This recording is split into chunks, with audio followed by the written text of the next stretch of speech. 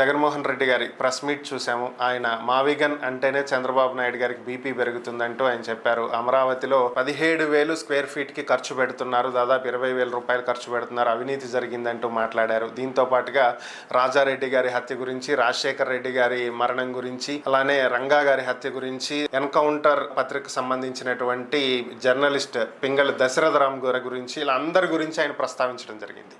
వీటన్నిటి మీద మీ అభిప్రాయం ఏంటి? సార్, ఎప్పుడైతే రాజు సైన్యాన్ని నమ్ముకొని యుద్ధాన్ని చేయకూడదు సార్. తన ప్రావీణ్యత కూడా దాంట్లో ఎప్పుడు ఉండాలి. అంటే సైన్యం యుద్ధం చేసేస్తుంది కదా అని లోపల కూర్చోకుండా, సైన్యం యుద్ధం చేసేటప్పుడు రాజే సైన్యాధిపతిగా నుంచుంటే తప్ప యుద్ధం గెలవని పరిస్థితి సార్. ఈరోజు జగన్ గారు అక్కడ ఉండేటటువంటి స్పోక్స్ పర్సన్ వీళ్ళందరితో పాటుగా ఆయనే ముందుకొచ్చి ఈ రోజు అవతల వారు సంధిస్తున్న ప్రశ్నలకి సమాధానం చెప్తున్నటువంటి ధోరణి చూస్తున్నాం సార్. ఈరోజు గొడ్డలి పార్టీ అంటూ గూగుల్ సమ్మిట్ లో కదండి జరిగిన డిస్కషన్. అంటే అన్ని చోట్ల మాట్లాడతారులేండి, అన్ని చోట్ల మాట్లాడిన దాని గురించి కూడా ఆయన ప్రస్తావించలేదండి. ఎందుకంటే అది వాళ్ళ విజ్ఞతకే వదిలేయాలి అని. కానీ ఎక్కడైతే దేశ విదేశాల నుంచి మన దేశానికి కంపెనీలకి ముందుకొచ్చి మన రాష్ట్రంలో కంపెనీలు పెట్టడానికి వచ్చిన వాళ్ళ ముందు G for Google and G for గొడ్డలి అంటూ సంబోధించడం ఎంత అనుచిత వ్యాఖ్య. అదే Google data centre Google summit గతంలో ఆయన హయాంలో జరిగింది. అప్పుడు ఆదానీ గారు వచ్చారు, ఈయన టైంలో సుందర్ పిచ్చయ్య గారు వచ్చారు. సో ఆదానీ డేటా సెంటర్ అంటూ ఆదానీ వాళ్ళని అప్రిషియేట్ చేస్తూ, సింగపూర్ కంపెనీ వాళ్ళని అప్రిషియేట్ చేస్తూ, దీనికి సహకరించినటువంటి సెంటర్లకు కూడా ధన్యవాదాలు అంటూ చాలా గొప్పగా, చాలా హుందాగా మాట్లాడారండి. కానీ అనుభవజ్ఞుడైనటువంటి ముఖ్యమంత్రి గారి కొడుకు మాత్రం అవతల పార్టీని గొడ్డలి పార్టీ అంటూ వాళ్ళ ముందు మాట్లాడడం జరిగింది. సో ఇక చెక్ పెట్టాలి. ఇక సమయం ఆసన్నమైంది. ఇంట్లో గొడవలు ఇంట్లో ఉండక వీధిలోకి కూడా తీసుకెళ్తారా? ఏమన్నా ఊరుకుంటున్నామనే? ఎవరిదయా గొడ్డల పార్టీ? ఎవరిదయా రాజకీయాలు, హింసా రాజకీయాలు? రాజారెడ్డి గారి మనవణ్ణి తెలుసు కదా, రాజారెడ్డి గారిని ఎవరి టైంలో చంపారయ్యా? మీ ప్రభుత్వం ముఖ్యమంత్రిగా ఉన్నప్పుడేగా నరికి చంపినారు. మా తాతని చంపిన వాళ్ళు టీడీపీ వాళ్ళు నా కళ్ళ ముందే తిరుగుతున్నా కూడా నేనేమి ఇబ్బంది పెట్టలేదంటే మా నాయన నేర్పించినటువంటి పరిపాలన ఏంటో మాకు తెలుసు. ఎందుకంటే మొన్న మధ్య ఒక సినిమా డైలాగ్ కూడా వచ్చింది సార్. ఒక అతను కోర్టు మెట్లు దిగుతూ ఉన్నాడు, ఒక మీడియా మిత్రుడు అడుగుతున్నాడు, సార్ వాళ్ళందరినీ చంపేసింది మీరేనట కదా, రాయలసీమలో ఫ్యాక్షన్ రాజకీయాలను పెంచి పోషిస్తుంది అని అడిగితే, ఏవయ్యా నిజంగానే కనుక నేను చంపి ఉన్నవాడిని అయితే నువ్వు ఈ ప్రశ్న నన్ను అడిగేటోడువా, అడిగి ఇంటికి వెళ్ళేటోడువా అని చక్కటి సమాధానం చెప్పారు సార్. అంటే దాని అర్థం ఏంటంటే, జగన్ రెడ్డి గారు అలా చేసినారు, జగన్ రెడ్డి గారు ఇలా చేసినారు, జగన్ రెడ్డి గారు అలా ఎలా చేసేవాడైతే నువ్వు ఇలా తిరగలుగుతావా స్వామి? నీ పార్టీ ఇలా ఉండగలిగిద్దా? మా తాతని చంపిన వాళ్ళు ఎవరో నాకు తెలియదా? దానికి కారణాలు ఏంటో నాకు తెలియదా? వాళ్ళు ఈరోజు వదిలేసేవాడినా? మీకేం భయం లేదు, మీరు సేఫ్గా ఉంటారు. జగన్ అనేవాడు అలాంటి వాడు కాదు. జగన్ ప్రజలకి పరిపాలన చేయడానికి వచ్చేవాడు, అంతే చేస్తాడు. హింసా రాజకీయాలు ప్రోత్సహించేవాడు వాడిని అయితే మా తాతని చంపినోడు బతికేట్టు ఉండేవాడు కాదు, బతికి నా ముందు తిరగనిచ్చేవాడిని కాదు, ఆ పార్టీని కూడా ఉండనిచ్చేవాడిని కాదు. మా తాత మనవడుగా చెప్తున్నానంటూ ఒక అద్భుతమైన స్టేట్మెంట్ ఇచ్చారు. అంటే ఎక్కడికక్కడ చెక్ పెట్టారనమాట. నేను హింసా రాజకీయాలను ప్రోత్సహించేవాడిని అయితే ఎంతో ఇష్టపడిన నా తాతని నా కళ్ళ ముందే నా హయాంలోనే నరుకుతుండగా, నేను సరైన వయసులో కూడా ఉండగా ఏమి మిమ్మల్ని చేయలేదు అంటే అది నా విజ్ఞత, అది మా తండ్రి మాకు నేర్పించింది. అలా కాదు, అలాంటి రాజకీయాలు కాదు, మీరు అలాంటి వాళ్ళు, మేము కాదు, రాయలసీమ అనగానే ఫ్యాక్షన్ ముద్ర వేసేయడం కాదు అంటూ కూడా సమాధానం సార్. ఇంకా ఏదైతే ఎన్బీకే బిల్డింగ్ షర్మిలమ్మ గారి గురించి గతంలో ఆయన మాట్లాడిన అనుచిత మాటలు కానీ, వాళ్ళు ఇచ్చిన కంప్లైంట్లు కానీ, అక్కడ పేలినటువంటి బుల్లెట్లు కానీ, దాన్ని ఎవిడెంటరీ డాక్యుమెంటరీగా ఉన్నటువంటి ఒక వ్యక్తి పాపం వాళ్ళ వాచ్మెన్ బాలకృష్ణ గారింటి వాచ్మెన్ని ఒక పెద్ద బండరాయితో మోదీ చంపినటువంటి దృశ్యం కానీ, ఇవన్నీ కూడా హింసా రాజకీయాలు ఎవరివి? ఎక్కడ గన్ కల్చర్ ఉంది? మేము రాజకీయం చేసేటోళ్ళం అయితే అయ్యా మీ బామ్మర్ది గారి ఇంట్లో పేలినటువంటి బుల్లెట్లు, మేము హింసా రాజకీయాలు చేసేవాళ్ళం అయితే, కుటుంబ రాజకీయాలు చేసేవాళ్ళం అయితే నువ్వు ఇలా మాట్లాడతావా చంద్రబాబు? నీ బామ్మర్ది ఇంట్లో పేలిన బుల్లెట్లు, ఆ కేసులు గీసులు ఇవన్నీ ఎవరు చూసినారయ్యా? మేమేమైనా అల్లరి చేసామా, ఇబ్బంది పెట్టామా, ఎప్పుడన్నా మాట్లాడామా అంటూ కూడా గతంలో అసెంబ్లీ సాక్షిగా ఎలా అయితే రాజశేఖర రెడ్డి గారు సమాధానం చెప్పారో, అలాగే జగన్ రెడ్డి గారు చెప్పిన సమాధానం సార్. మేమయ్యా చేసేది రాజకీయాలు? సొంత మావ ఎట్లా చనిపోయినాడో నీకు తెలీదా? ఎవరి కారణంతో చనిపోయినాడో నీకు తెలీదా? అందులోనూ అతను మాట్లాడే ప్రతి మాటల్లో ఆధారాలతోనండి హరిరామయ్య జోగయ్య గారు ఆ పదాన్ని సంబోధించినారండి. తర్వాత ఏదైతే ఎన్టీ రామారావు గారి పురంధేశ్వరి గారి భర్త అనుకుంటండి. అతని పేరేంటండి? దగ్గుబాటి వెంకటేశ్వరరావు.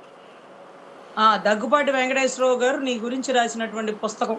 ఆ పుస్తకంలో ధర్నా అనగానే 4, 5 బస్సులు తగలబెట్టాలంట. ఒక ముఖ్యమంత్రి హోదాలో ఉన్న వ్యక్తివి బస్సులు తగలబెట్టమని ప్రోత్సహిస్తే అదెంత పెద్ద క్రైము. అదా నువ్వు ధర్నాలు చేసే విధానం? సో, ఇటువంటి స్టేట్‌మెంట్‌లు నేను చెప్పలేదండి. దగ్గుపాటి వెంకటేశ్వరరావు గారు వాళ్ళ సొంత చుట్టం.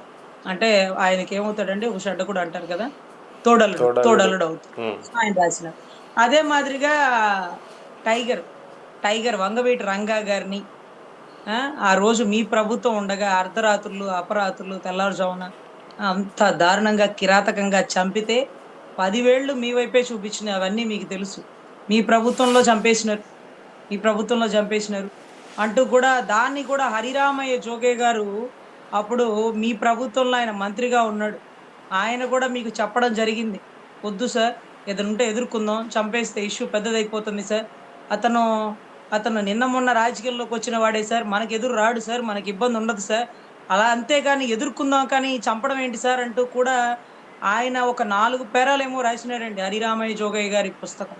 అంటే బయటికి రిలీజ్ అయిన పుస్తకంలో ఎన్ని పేజీలున్నాయో తెలీదు గానీ, అజ్ఞాతంగా అప్పట్లో చదివినటువంటి పెద్దవాళ్ళు చదివినటువంటి పుస్తకాల్లో మాత్రం ఒక 4, 5 పేరాలు చంద్రబాబు గారికి ఎన్నో మార్లు చెప్పినట్టుగా, కోడెల శివప్రసాద్ గారితో ఈ మధ్య డిస్కషన్ జరిగినట్టుగా, కొన్ని సార్లు నేను చంపనులే ఇప్పుడు గాదులే తర్వాత చూద్దాంలే కానీ వాడిని మాత్రం వదిలేది లేదు అన్నటువంటి స్టేట్‌మెంట్‌లు. కానీ ఇవాళ గాకపోతే రేపైనా అతనికి తప్పదులే మన చేతుల్లో అని ఇంకొక స్టేట్‌మెంట్‌లు. ఇవన్నీ ఎవిడెంటరీగా హరిరామయ్య జోగయ్య గారు రాయడం జరిగింది సార్. అది కూడా ఆయన సంబోధించినారు. అంటే ఒక వ్యక్తిని ఎదుర్కొంటే ఎదుర్కోవాలి గానీ, చంపితే మనం రాజులమైపోతామా సార్? ఆయుధం లేని వాడితో యుద్ధం కూడా చేయకూడదన్నది గదా రాజనీతి. ఒక సాధారణ ఎమ్మెల్యేగా ఉన్నవాడు అంత గొప్ప ప్రభుత్వమైన మీ టీడీపీ ప్రభుత్వానికి ఎదురుగా వెళ్తున్నాడంటే, అతని శక్తి సామర్థ్యాల్ని అణచలేక అతని చుట్టూ ఉన్న వారిని అన్ని రకాలుగా ఇబ్బంది పెడుతూ అతను ప్రాణంతో కోసం పరిగెడుతూ అటు తిరిగి, ఇటు తిరిగి ఇక వల్ల కాక చావుకెదురెళ్ళినటువంటి పరిస్థితి. ఆ దుస్థితికి కారణమైన వాళ్ళు ఏ పరిస్థితిలో ఉన్నారో అవన్నీ కూడా మేము చూసాం సార్. సార్ ఇలా ఆయన ప్రతీదీ ప్రస్తావించుకుంటా చెప్పినారు సార్. సో, దాంట్లో మనకి నచ్చాల్సిందేంటంటే సైన్యాన్ని ఉన్నారు కదా అని రాజు ప్రశాంతంగా కూర్చోకుండా రాజే సైన్యాధిపతిగా తన మీద జరిగినటువంటి దాడికి పెనుదాడిగా తనే అన్నిటికి సమాధానం చెప్పినాడు సార్. ఇది ఒక ఎత్తయితే, దీన్నే పొద్దుగూకులు నువ్వు అట్లన్నావు, ఇట్లన్నావు ఇవి కాదు సార్. కేసీఆర్ గారు కట్టించినటువంటి అసెంబ్లీ భవనానికి ఎంతయిందయ్యా స్క్వేర్ ఫీట్‌కి? 6,000 అయితే మీకు 20,000 అవుతుందా? ఎందుకలా? బుర్జ్ ఖలీఫాకి అయినంత ఖర్చు ఎందుకవుతుంది? ఎన్ని కోట్లు పెట్టారు అసెంబ్లీ భవనానికి? అద్దాలకి 2,500 కోట్లా? ఇంటీరియర్‌కి ఎంత కోట్లు పెడుతున్నారు? ప్లాన్‌కి ఎంత గీసినారు? గతంలో హయాంలో ఎంత ఖర్చు పెట్టినారు?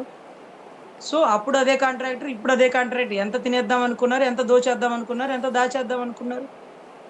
ఒక కాని దాన్ని, అసెంబ్లీని చేయలేని దాన్ని, లేకపోతే అదేంటది ఒక అమరావతిని తీర్చిదిద్దలేని పరిస్థితుల్లో ఉన్న దాన్ని, ఈరోజు నేను అలా కడతాను, ఇలా కడతాను, సింగపూర్ తెస్తానంటూ పాపం రైతుల్ని మోసం చేస్తున్నారనేది ఒకటి సార్. ఇంకొకటేంటంటే ప్రొఫెసర్ నాగేశ్వరరావు గారి భాష. పాపం ఆయన చాలా చక్కగా విశ్లేషణ చేస్తారు సార్. ఆయనేమి అల్లటప్ప వ్యక్తి కాదు. చాలా అనుభవజ్ఞులు. గతంలో ఎమ్మెల్సీగా గూడా చేసినారు. పవన్ కళ్యాణ్ గారి అంటే కూడా మంచి అభిప్రాయం ఉంది. అదే మాదిరిగా మనోహర్ గారు స్పీకర్‌గా ఉన్నప్పుడు ఆయన ఎమ్మెల్సీగా ఉన్నారు సార్. అయితే ఇప్పుడేదైతే ఆయన చేసిన వ్యాఖ్యలు వెనక్కి తీసుకోవాలి బేషరతుగా. లేకపోతే కంప్లెయింట్‌లు ఇస్తాం, ఎఫ్ఐఆర్‌లు చేస్తాం. ఇది ఓకే. ఇది బావుంది. Subject to subject. కానీ వాళ్ళ బ్యాచ్‌ని దించేస్తారు సార్. ఆ బ్యాచ్ ఎలా అంటే ఆయనకి కండవాలు కప్పేస్తారు. గతంలో మీకు చూసినారో లేదో నా ప్రతి ప్రొఫైల్ ఫోటోలోనూ కండవ ఉంటది సార్. ఆయన విశ్లేషకుడు, నేను న్యాయవాదులు. మేము కండవాలు కప్పుకోం. కానీ ఒక వ్యక్తి చేసిన పనులు మంచయితే మంచని చెప్తాం, చెడైతే చెడని చెప్తాం. సో, అలా కండవాలు ఆయనకి కూడా పాపం బాగా కప్పేసినారు సార్. ట్రోల్ చేసేసినారు సార్. వైసీఎం, పేటీఎం బ్యాచ్ అన్నారు సార్. వైసీఎం దగ్గర చిల్లర ఏరుకుంటున్నాడన్నారు సార్. అబ్బబ్బబ్బా! ఆయనే ఇందాక చెప్తున్నారు ఒక వీడియోలో అసలు ఆ దుర్భాషలు, ఆ సంభాషణలు చూస్తుంటే కడుపు తరుక్కుపోతుంది. ఇంత దారుణమైన పదజాలమా? నేనెక్కడ బూతులు మాట్లాడలేదే. ఒకవేళ నేను మాట్లాడింది తప్పైతే అది వెనక్కి తీసుకుంటానో, మీరెలా తెలుసనో, ఎవరు చెప్పినారనో అడగాలి. ఇది భాష. అంతేకాని మీ బ్యాచ్‌ని దించేసి అలా మాట్లాడితే వాళ్ళందరి మీద నేను కంప్లెయింట్ ఏస్తే 2 ఏళ్లు జైలు శిక్ష పడుతుంది తెలుసా? కానీ మీరు నా మీద ఇచ్చిన కంప్లైంట్‌ని కనీసం ఎఫ్ఐఆర్ కూడా చేయలేరు. అయినా సరే ఈ గొడవని పెద్ద చేయడం నాకిష్టం లేక ఈ పదాన్ని వెనక్కి తీసుకుంటున్నానన్నారు సార్. సార్ ఈ మధ్య కాలంలో భాష అనే వ్యక్తి కూడా ఒక మీడియాలో వాయిస్ ఇచ్చినారు. అవును మీరు YCP batch. YCP core committee వాళ్ళెవరో నాకు చెప్పినారు. నేను అది నిరూపిస్తా, మీరు ఇది నిరూపించండి అంటూ కూడా ఏదో పదజాలం మాట్లాడినారు. వాళ్ళ గురించి మనం సమాధానం చెప్పాల్సిన పని లేదు. కానీ ఇక్కడ ఏంటంటే మీకు గుర్తుందా సార్? గతంలో కేంద్ర నిఘా సమాచారాలు 30,000 పైచిలుకు ఆడబిడ్డలు తప్పిపోయారని ఆ రాష్ట్ర ముఖ్యమంత్రికి చెప్పకుండా 2 చోట్ల ఓడిపోయినటువంటి ఒక వ్యక్తి కేంద్రంతో సన్నిహిత సంబంధాలు కలిగి ఉన్న వ్యక్తి. అది యదార్థం. కేంద్రంతో ఆయనకి సన్నిహిత సంబంధాలున్నాయి. అమిత్ షా గారితో. కానీ మోడీ గారితో కూడా. కానీ 2 చోట్ల ఓడిపోయిన వ్యక్తి. రాష్ట్రానికి అతన్ని ఎక్కడ ఒక పదవిలో కూడదు. ఒక పార్టీ ప్రెసిడెంట్. అయితే మాత్రం అమిత్ షా గారి ఇంటికెళ్తున్నాం, ఆఫీస్‌కెళ్తున్నాం, మోడీ గారి ఇంటికెళ్తున్నాం, ఆఫీస్‌కెళ్తే టీ ఇస్తారు, కాఫీ ఇస్తారు, భోజనం చేస్తామంటారు. నీకేదైనా కావాలా? సెక్యూరిటీ కావాలా? ఇంకోటి కావాలా? అని అడుగుతారేమో బావుంటది. కానీ కేంద్ర నిఘా సమాచారాలు పవన్ కళ్యాణ్ గారితో ఎందుకు మాట్లాడతారు? అంత విలువైన సమాచారాలని. ఎందుకంటే వాళ్ళకి ఒక్కొక్క ఆపరేషన్స్ జరుగుతాయండి. ఆపరేషన్ సింధూర్, ఆపరేషన్ లాగా ఇవన్నీ చేసేది కేంద్ర నిఘా సమాచారాలు. వాళ్ళ ఇంట్లోంచి బయటికెళ్తుంటే ఎక్కడికెళ్తున్నారో వారి భార్యకి, వాళ్ళ కుటుంబ సభ్యులకు కూడా చెప్పరు. ఎన్ని రోజులకొస్తారో కూడా చెప్పరు. అలా ఆశగా ఎదురు చూస్తారు. దేశం కోసం ప్రాణాలర్పించే వాళ్ళలో సెకండ్ కేటగిరీలో ఉంటారండి కేంద్ర నిఘా సమాచారం. ఈ కేంద్ర నిఘా సమాచారాల నుంచే పాకిస్తాను మన మీద దాడి చేయబోతుంది, టెర్రరిస్టులొస్తున్నారు, లేకపోతే అమెరికా మన మీద ఇలా చేస్తుంది, రూపాయి, డాలర్ పడిపోతుంది. ఇవన్నీ కూడా కేంద్ర నిఘా సమాచారాలకే తెలుస్తాయి సార్. అయితే అటువంటి కేంద్ర నిఘా సమాచారాలు సొంత భార్యకు కూడా చెప్పని సమాచారాన్ని గౌరవ కొణిదెల పవన్ కళ్యాణ్ గారికి చెప్పినారట. ఎలా చెప్పినారు? పోనీ మీ రాష్ట్రంలో 30,000 పైచిలకు ఆడబిడ్డలు తప్పిపోయారని చెప్పారు. అవే మీరు ఎలక్షన్ పబ్లిసిటీలో కూడా చెప్పారు. అదేనా?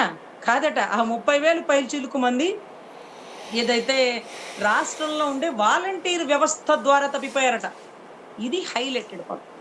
రాష్ట్రంలో ఉండే అంటే వాలంటీర్ వ్యవస్థ ద్వారా 30,000 పైచిలుకు మంది ఎలా తప్పిపోయారు?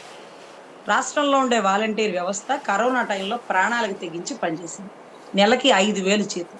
5,000 జీతం ఇచ్చి ఒక ఉద్యోగి కూడా ఉండకూడదంటే అది ఉద్యోగస్తుడు కాదు. అతను వాలంటీర్.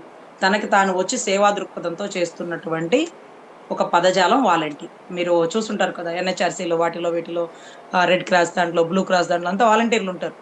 సో, అటువంటి వాలంటీర్ అనే పదాన్ని పెట్టారు. సరే 50 ఇళ్ళకి ఒక వ్యక్తి సార్. ఈ 50 ఇళ్ళకి అతనికి సత్సంబంధాలు కలిగి ఉంటాయి సార్. ఈ 50 ఇళ్లలో ఆడపిల్లల్ని దేశాలు దాటించడానికి మీకు తెలుసో లేదో సార్, మీరొకసారి గ్రాఫ్ ఏసుకోండి. వాలంటీర్ వ్యవస్థలో 90% మహిళలే ఉన్నారు సార్. ఎందుకంటే 5,000కి ఏ మగవాడు పని మానుకొని వాలంటీర్‌గా కూడా పనిచేయడు సార్. రోజు కూలీకెళ్తేనే 300, 400 వస్తాయి. అంతా కేవలం ఆడబిడ్డలే సార్. మీ ఇంట్లో అమ్మాయిని వాలంటీర్‌గా పెట్టండమ్మా నెలకు ఒక 5,000 వస్తాయి. ఆ 50 ఏళ్ళకే కదా ఏముంటది పని మేము చూసుకుంటాంలే పెట్టండమ్మా అంటూ ఎంతో మంది దగ్గరుండి పెట్టించినారు కేవలం మహిళలని. 50 ఇళ్ళకి ఒక వాలంటీర్. ఆ ఏరియాలోనే ఉంటారావిడ. ఉంటారావిడ. పెళ్లి కానమ్మాయా, పెళ్ళైన వాళ్ళా, పెద్దవాళ్ళా ఏదో ఒకళ్ళు పాపం వాలంటీర్. అటువంటి వాలంటీర్ల ద్వారా 30,000 పైచిలుకు ఆడబిడ్డలు దేశాలు దాటిపోతున్నారు. వాళ్ళ జిల్లా కూడా దాటిరారే వాలంటీర్లు. ఆ మండలం, గ్రామం కూడా దాటిరారే. దేశాలు దాటి ఆడబిడ్డలను తరలిచ్చేస్తున్నారు. వీళ్ళే కారణం అంటూ ఏ ఆధారాలతో, ఏ శాంటిటీతో మీరు మాట్లాడారు సార్? గౌరవ డిప్యూటీ సీఎం సార్. అలా మాట్లాడొచ్చా సార్? అసలు కేంద్ర నిఘా సమాచారాలు మీకెందుకు చెప్పినియి సార్? మీకెందుకు చెప్పినియి సార్? అంటే ఏ రైట్‌తో మీరడిగినారు? ఏ రైట్‌తో అవి చెప్పినియి? మీరేమన్నా హోంశాఖ మంత్రులు అమిత్ షా గారంటే కేంద్ర హోంశాఖ మంత్రి. ఆయనకి కొంత చెప్పొచ్చేమో. ఆయన కూడా ఆ సమాచారాన్ని మీతో షేర్ చేసుకోరు గదా! పోనీ షేర్ చేసుకున్నా, "ఏమయ్యా మీ రాష్ట్రంలో 30,000 మంది దేశాలు దాటి ఎళ్ళిపోయారయ్యా" అంటారు. కానీ ఎక్కడ ఏ రాష్ట్రంలోనూ లేదు ఈ వాలంటీర్ వ్యవస్థ. మన రాష్ట్రంలో ఉందని వాలంటీర్ వ్యవస్థ ద్వారా తప్పిచ్చేసినారని చెప్పారు. మళ్ళీ మీరే 2, 3 రోజుల్లో నేనెందుకమ్మా అలా అంటాను. ఎందుకంటే అప్పట్లో రంగవల్లి అని ఒక ఆవిడ వాలంటీర్ ఒక ఆవిడ విజయవాడలో కేసు వేసింది. సార్ మా గురించి అలా మాట్లాడారు సార్. సార్ అని. సో ఇప్పుడు ఏదైతే ప్రొఫెసర్ నాగేశ్వరరావు గారికి మీరు అడిగినారు కదా! ఏ సమాచారం మేరకు చెప్పారు? నిరూపించండి. లేకపోతే వెనక్కి తీసుకోండి. అంతే కదా మీరడిగింది? ఇప్పుడు కూడా మేము ఓపెన్ ఛాలెంజ్ అడుగుతున్నాం పవన్ కళ్యాణ్ గారిని, గౌరవ డిప్యూటీ సీఎం గారిని. ఇప్పుడు మీరు చెప్పండి. కేంద్ర నిఘా సమాచారాలు బయటికి వెళ్ళేటప్పుడు వాళ్ళ కుటుంబ సభ్యులకే వాళ్ళెక్కడికెళ్తున్నారో చెప్పరే. ఏ ఆపరేషన్‌లో పాల్గొంటున్నారో, ఆపరేషన్ కంప్లీట్ అయ్యే వరకు ఆ ఆపరేషన్‌లో ఎవరెవరున్నారో చెప్పరే. అండర్ వరల్డ్ స్క్వాడ్‌గా పనిచేస్తారే వాళ్ళు. అటువంటి నిఘా సమాచారాలు అంత విలువైన సమాచారాన్ని మీకెందుకు చెప్పినియి? మీకెందుకు చెప్పినాయి మీరు నిరూపించగలరా? పోనీ తప్పిపోయిన 30,000 మందిని 90% మహిళలు పనిచేస్తున్న వాలంటీర్ వ్యవస్థ ద్వారా తప్పిపోయారా? అంటే ఒక మహిళలే ఇంకొక 30,000 పైచిలకు మహిళల్ని దేశం దాటించేసినారా? అంటే మహిళలే మహిళల్ని దేశం దాటించేసినారు. అంటే 90% మహిళలు సార్, 10% మగవాళ్ళు సార్. సో అంత పెద్ద నింద ఆయన వేసేసినారు సార్. మళ్ళీ 3 రోజుల్లో మీకు 5,000 కాదు మీకు 10,000 ఇస్తానమ్మా, మీ నోటి కాడ కూడా నేనెందుకు లాగుతానమ్మా అని ఆయనే అన్నారు. కానీ నిఘా సమాచారాలు వెనక్కి తీసుకోలేదు సార్. మీ ఉద్యోగాలు తీసేయను, మీ నోరు కొట్టను, 5కి 10 ఇస్తాను అన్నారు సార్. ప్రభుత్వం వచ్చి ఎన్ని నెలలైందో, ఎన్ని సంవత్సరాలైందో మీరు చూడండి సార్. ఈ రోజు కూడా వాళ్ళని పలకరించే దిక్కు లేదు సార్. వాళ్ళ మీద అంత పెద్ద నింద వేసినారు. మహిళల మీద అంత పెద్ద నింద వేసినారు. కేంద్ర నిఘా సమాచారాలు చెప్పినాయి అంటూ అంత పెద్ద స్టేట్మెంట్ ఇచ్చినారు. నేను ఆయన్ని బూతులు తిట్టట్లా, ఆయన తప్పుగా మాట్లాడట్లా. ఏ శాంటిటీతో మీరు ఆ మాట అన్నారు? అది మీరు నిరూపించగలరా? తప్పిపోయిన 30,000 పైచిలకు ఆడబిడ్డల్ని మీరు వెనక్కి తీసుకురాగలరా? ప్రభుత్వంలో మీరే ఉన్నారు, సెంట్రల్‌తో సత్సాంగత్యంలో మీరే ఉన్నారు. మీరు వెనక్కి తీసుకురాగలరా? అదే మీరు గతంలో మాట్లాడిన మాట.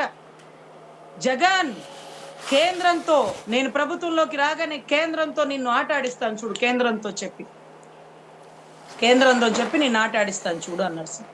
అంటే చిన్నపిల్లడు సార్. ఎక్కడన్నా చిన్నపిల్లలు ఎవరైనా కొట్టారనుకోండి, ఎవరైనా పోట్లాడారనుకోండి, ఆగ్రా మా అమ్మతో చెప్తాను చూడరా, రే రారా మా నాన్నతో చెప్పి నీ పని చూపిస్తాను, రారా నీ పని చెప్తాను రా, మా నాన్న రాని నాటాడిస్తాడు అంటూ సరదాగా చెప్తారు సార్. ఎందుకంటే వాళ్ళు ఏమి చేయలేనప్పుడు వాళ్ళ నాన్నతో చేపిద్దామన్న ఉద్దేశంతో సార్. గౌరవ కొణిదెల పవన్ కళ్యాణ్ గారు కూడా ఒకటే స్టేట్మెంట్ ఇచ్చినారు. జగన్ చూడు కేంద్రంతో చెప్పి నీ నాటాడించకపోతే జగన్ అని సవాళ్ళు ఇస్తున్నారు సార్. అందుకే కేంద్రానికి వెళ్ళిన ప్రతిసారి అందరూ అదే అనుకుంటారు, ఈసారి చెప్పేస్తాడు, ఈసారి ఆట ఆడిస్తాడు అనేటటువంటి ఒక ఉద్రేకపూర్వకమైనటువంటి ఆలోచనతో ఉంటారు సార్. ఈవెందో జనసేన వాళ్ళు కూడా మళ్ళీ అమిత్ షా గారిని కలిసారు, ఈసారి అయిపోయాడు జగన్ అరెస్ట్ చేసేస్తారు. ఎందుకు మీరెందుకు అలా అనుకుంటున్నారు? ఆయన ఎందుకు అలా చేపిస్తాడు? లేదు మేడం, ఆయనే చెప్పాడు మేడం, ఒకప్పుడు ఆట ఆడిస్తాను కేంద్రంతో చెప్పని. ఇప్పుడు కేంద్రం అంది హై తుఫానీ హై అనింది కదా, ఇప్పుడు కేంద్రం ఆయన మాట వింటది కదా, కేంద్రం ఆయన చెప్పినట్టు జగన్ గారిని అరెస్ట్ చేసిద్ది కదా. అంటే జగన్ గారు అంటారు, నేనెందుకు అరెస్ట్ చేపిస్తా, నాకేం పని అరెస్ట్ చేయించడానికి, మంచిది. సో ఇక్కడ వాళ్ళ మాటని వాళ్ళు వెనక్కి తీసుకుంటున్నారు కాబట్టి, ఏది బేషరతుగా క్షమాపణ చెప్పినారు కాబట్టి ప్రొఫెసర్ నాగేశ్వరరావు గారు, నేను కూడా ఓపెన్ గా అడుగుతున్నా, ఆ రోజు అన్ని స్టేట్మెంట్లు ఇచ్చేసినారు కదా, మీరు ఏ ఆధారాలతో ఇచ్చారు? అలా ఇవ్వచ్చా? రాష్ట్రం మీద అంత నిందలు వేయచ్చా? పక్క రాష్ట్రం వాళ్ళు ఆంధ్ర రాష్ట్రంలో 30,000 మంది తప్పిపోయారు, అది కూడా వాలంటీర్ల ద్వారా. అంటే మన రాష్ట్ర పరువు పక్క రాష్ట్రాల్లో దిగజార్చడమే కదా. కేంద్ర నిఘా వర్గాలు ఇచ్చిన సమాచారం మేరకు 30,000 మందిని మన ప్రభుత్వం వచ్చాక పట్టి వెనక్కి తీసుకురావాలి కదా. సో దయచేసి ఒక వ్యక్తి వైపు ఇలా ఒక వేలు చూపిస్తే 3-4 వేలు మన వైపే చూస్తాయి సార్. మీరు ఈ రోజు ఆయన అడిగినారు, నాకు కొంచెం ఆలోచించగా గుర్తొచ్చింది, ఆ రోజు ఆయన అన్నారు కదా అని సార్. ఇంకొకటి ఏంటంటే సార్, ఈ మధ్య కాలంలో ఒక 8 మంత్స్ 9 మంత్స్ బ్యాక్ అనుకుంటాండి, నున్న పోలీస్ స్టేషన్ లో ఒక కేసు నమోదైంది సార్ ఒక వ్యక్తి మీద. అదేంటంటే అతను ఒక 20 ఏళ్ళు 21 ఏళ్ళు ఉంటాయి సార్, ఇంజనీరింగ్ ఏదో అయిపోయిన పిల్లడు అనుకుంటా, రాజకీయాల్లో ఉన్నాడు, ఏ పార్టీకి ఉన్నాడో మనకే తెలియదు సార్. అయితే అతను పవన్ కళ్యాణ్ గారిని అన్నాడు సార్, లకారంతో ఒక పదాన్ని వాడి, దాని కింద ఆయన ఇచ్చిన స్టేట్మెంట్ ఏంటంటే 30,000 పైచిలకు ఆడబిడ్డలు తప్పిపోయారు కదా, ఎక్కడున్నారో తీసుకురారు ముందు అంటూ కూడా అవాకులు చవాకులు పేరినారు సార్. ఆ ఒక్క మాటే చక్కగా అడిగినాడు, ముందు లకారంతో ఒక పదం వాడారు సార్. అతను అడిగిన ప్రశ్న కరెక్ట్ సార్, కానీ అతను ముందు లకారంతో పెట్టినటువంటి బూతు పదం తప్పు సార్. 11:45కి అతను ట్విట్టర్లో పోస్ట్ పెట్టినట్టున్నాడు, ట్విట్టర్లోనో మరి ఫేస్బుక్లోనో నాకు గుర్తులేదు. అయితే నున్న పోలీసు వాళ్ళు అతని మీద కేసు నమోదు చేశారు సార్. ఇవాళ రేపు అతను తీసుకెళ్లి కుమ్మేస్తారన్న పరిస్థితుల్లో అతను ఒక టీడీపీ మినిస్టర్ తాలూకా వ్యక్తి ద్వారా నా దృష్టికి వచ్చి, నా దగ్గరకు వచ్చి నన్ను అడిగినారు, మేడం మీ కేసు మీరు తీసుకోండి అంటే. అప్పుడు నేను చెప్పిన, నాన్నను తిట్టి ఆ కేసు నన్ను ఎలా తీసుకోమంటావరా, నువ్వు లకారంతో ఎందుకు తిట్టినావు, నీకు అంత అవసరమా, ఆయన గెలవడు అనుకున్నావా అంటే, కాదండి, ఆయన గెలిచి డిప్యూటీ సీఎం అయ్యాకే అతను తిట్టాడన్నది. ఓరే నాయన, డిప్యూటీ సీఎం అయ్యాక కూడా అంత మాట అన్నావురా, ఏమి ధైర్యం రా నీకంటే. అప్పుడు ఆ పిల్లగాడు చెప్పాడు, నేనేం అడిగినాను మేడం, 30,000 పైచిలకు తప్పిపోయాడు అన్నాడు కదా, తీసుకురమ్మన్నా, కాకపోతే కొంచెం తాగి ఎక్కువే 11:45 కదా పెట్టిన మెసేజ్, బూతు ఆ పదం ఒక్కటే వాడినానండి అన్నాడు. సో నాకు అనిపించింది, పిచ్చుకల మీద బ్రహ్మాస్త్రం ఎందుకు, పోనీలే అతను పోలీసు వాళ్ళతో కొట్టించుకోవడం ఎందుకని ఆ సీఏ గారే నేనే అడిగినాను సార్. ఏంటి రజనీ గారు, మీ అన్నని అంత మాట అంటే కూడా మీరే అడ్డొస్తే ఎట్లా అంటే, అన్నవాడు అడిగిన ప్రశ్న కరెక్ట్ సార్, కానీ అన్న పదం తప్పు సార్. ఏదైతే లకారంతో తిట్టడం తప్పు, కానీ అడిగిన ప్రశ్న కరెక్టే కదా సార్. మీకు ఎప్పుడు అలా అడగాలనిపించలేదా? 30,000 పైచిలకు తప్పిపోయారు కదా ఆడపిల్లలు, ఏ రవి ఎలా తప్పిపోయారు, ఇదంతా కరెక్టా కాదని మీకు అనిపించలేదా? అతను అడిగిన ప్రశ్న కరెక్టే, తీసుకొచ్చి ఉండాల్సింది వెనక్కి. ఆ రోజు స్టేట్మెంట్ చెప్పాం కదా, అని అని అతన్ని విడిపించినాను సార్. ఆ కారణం అతనికి ఏం చెప్పినానంటే, ఇతను వైసీపీ కాదు సార్. ఎందుకంటే వైసీపీ అంటే ఇంకా తుక్కు కొట్టే పరిస్థితి ఉంది. ఇతను అల్లు అర్జున్ అభిమాని సార్. పుష్ప అభిమాని. ఆ టైటిల్ కూడా పుష్ప అనేనో ఏదో ఉంది సార్ అక్కడ. పుష్ప అనే ఉంది. అయితే అల్లు అర్జున్ అభిమాని కాబట్టి పవన్ కళ్యాణ్ మీద కోపంతో ఈ స్టేట్మెంట్ ఇచ్చుంటాడు. పోనీలెండి సార్ పిచ్చుకల మీద ఎందుకు వదిలేయండి అంటూ అతన్ని బెయిల్ మీద 41 ఇచ్చి బయటికి తీసుకొచ్చినాను సార్. తీసుకొచ్చాక అతన్ని అడిగినాను, అంత పెద్ద పదాన్ని ఎలా వాడినావంటే, ఇవాళ కాకపోతే రేపైనా ఎవరో ఒకడు ప్రశ్నించాల్సిన ప్రశ్నే కదా! ఎవరు ప్రశ్నించరేంటి? నాకు తాగి ఎక్కువ గబుక్కున అడిగేసినాను మేడం. అడిగితే బానే ఉంది. ఆ బూతు తిట్టడమే తప్పయిపోయింది అని చెప్పినాడు సార్. అప్పుడు నాకనిపించింది. అంటే ఇవాళ రేపైనా ఎవరో ఒకళ్ళు అడగాలి కదా! ప్రొఫెసర్ నాగేశ్వరరావు గారిని ఏ ధైర్యంతో చెప్పినారు? ఏ ప్రూఫ్‌తో మాట్లాడినాడు? ఎవరు చెప్పినారు చెప్పండి అన్నారు కదా! ఇప్పుడు మీరు చెప్పండి. ఓపెన్ ఛాలెంజ్ మీరు చెప్పండి. ఎవరు చెప్పినారు? కేంద్ర నిఘా సమాచారాలు మీకెందుకు చెప్తారు? అసలు ఆళ్ళు చెప్పచ్చా? చెప్తే వాళ్ళ ఉద్యోగాలు పోతాయి తెలుసా? వాళ్ళలా చెప్పినా వాళ్ళ పేర్లు చెప్పి మీరు చెప్పకూడదు కదా! మూడో కంటికి తెలియకుండా మాట్లాడుకోవాల్సిన విషయాన్ని 30,000 మంది తప్పిపోయారని చెప్పి వారాహి మీదెక్కి మీరు మాట్లాడడం కరెక్టా? పోనీ తప్పిపోయారేమో వెతికి తీసుకురావచ్చు కదా! తప్పిపోవడానికి కావాలంటారు వాలంటీర్ వ్యవస్థ ద్వారా తప్పిస్తున్నారంట.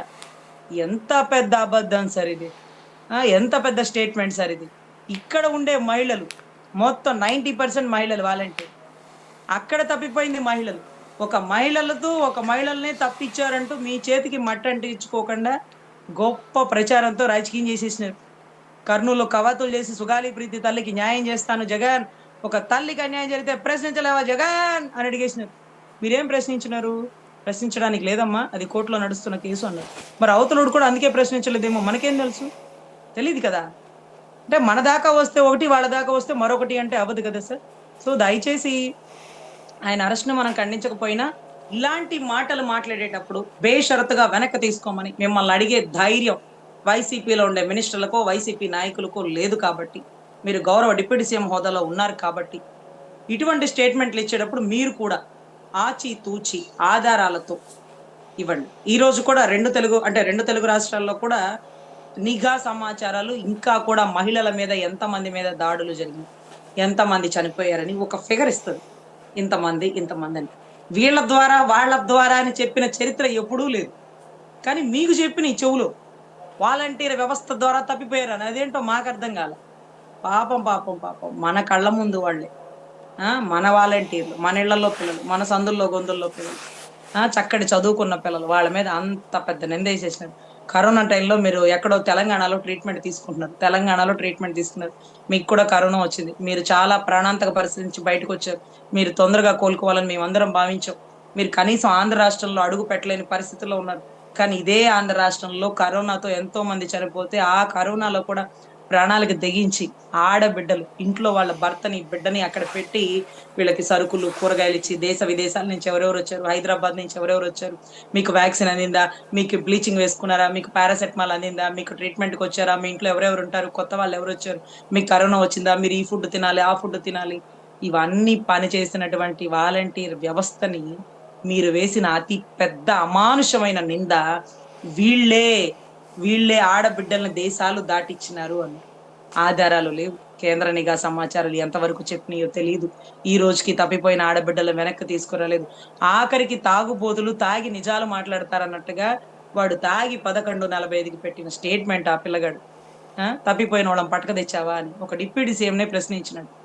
అంత మాత్రం ప్రశ్న ఈ రాష్ట్రంలో ఉండే మేధావులు ప్రశ్నించలేకపోయారు. బేషరతుగా మీరన్న మాటని వెనక్కి తీసుకోమని మిమ్మల్ని అడగలేకపోయారు. లేదా ఆధారాలతో నిరూపించమని మిమ్మల్ని అడగలేకపోయారు. ఇది వ్యవస్థ. ఇదే ప్రజాస్వామ్య వ్యవస్థ. ఇలా నడుస్తుంది సార్. సో దయచేసి మేధావులు వారి అమూల్యమైన గొంతుని వినిపించాలి.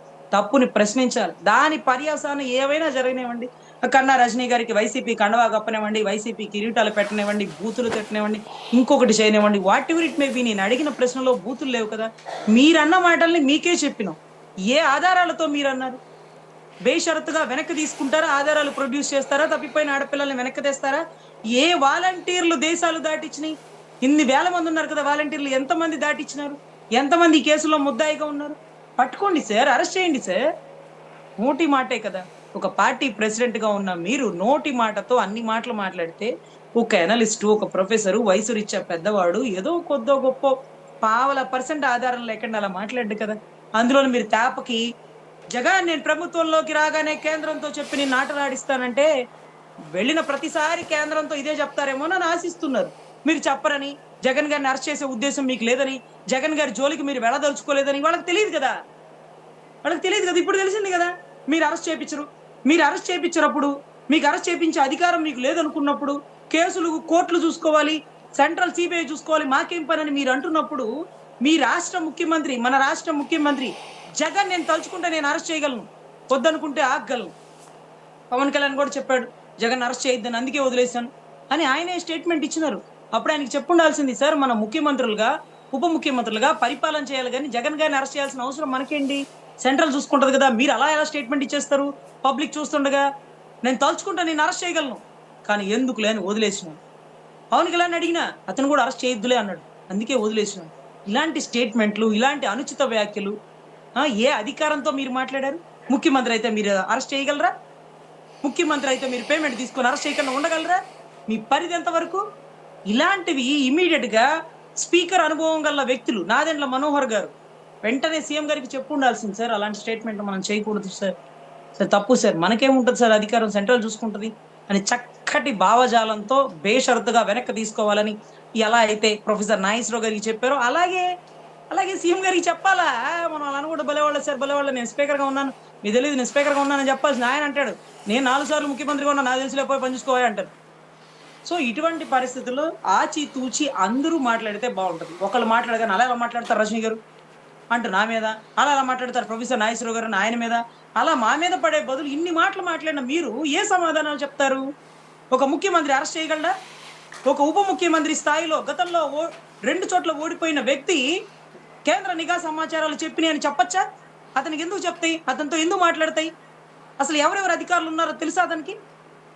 సో ఇలాంటి విషయాలు ఉన్నప్పుడు మనమేంటి, 1,000 ఇటు చూపిస్తున్నాం, 4,000 మన వైపు చూస్తే, 4,000 మన వైపు చూస్తే. సో ఒకటే సార్, మనం ఎక్కడ ఎవరిని బూతులు తెట్లా ఆయన అన్నప్పుడు మరి మీరేంటి? హింసా రాజకీయాలను ఆయన్ని గొడ్డలి పార్టీ అన్నప్పుడు మరి మీదేం పార్టీ? గన్ కల్చర్ ఎవరిది? గన్ కల్చర్ ఎవరిది? రంగా గారిని చావుకు కారణం ఎవరు? మీ టైంలో జరిగింది. రాజారెడ్డి గారి చావుకు కారణం ఎవరు? మీ టైంలో జరిగింది. ఎవరెవరు చంపించినారో ఈ రోజుకి బ్రతికి బయట తిరుగుతున్నారంటే జగన్ రెడ్డి అనేవాడు అలాంటి వాడు కాదు అని మీరు నమ్మండి. నా తాతని చంపినోడు నా కళ్ళ ముందే తిరుగుతున్నాడు, నా తాతని చంపినోడు టీడీపీ పార్టీలో ఉన్నాడు అంటే జగన్ ఓర్పుగా ఓపికగా ఎందుకున్నాడంటే నేను పరిపాలన చేయడానికి వచ్చాను కానీ హింసా రాజకీయాలు చేయడానికి కాదు అని నన్ను నమ్మండి. గుర్తుపెట్టుకో, మీలాగా నేను చేయదలిస్తే 5 నిమిషాలు, మీలాగా నేను ఎప్పటికీ చేసే ఉద్దేశం లేదు, నేను ప్రజలకి పరిపాలన అందించడానికి వచ్చాను అంటూ చక్కటి పదజాలంతో ఆయన మాట్లాడిన భాష ఏదైతే ఉందో అవతల వాళ్ళు కూడా నేర్చుకోవాలని కోరుకుంటున్నాను sir. Okay, thank you madam. అంశాల మీద మీ వివరణ అందించినందుకు ధన్యవాదాలు.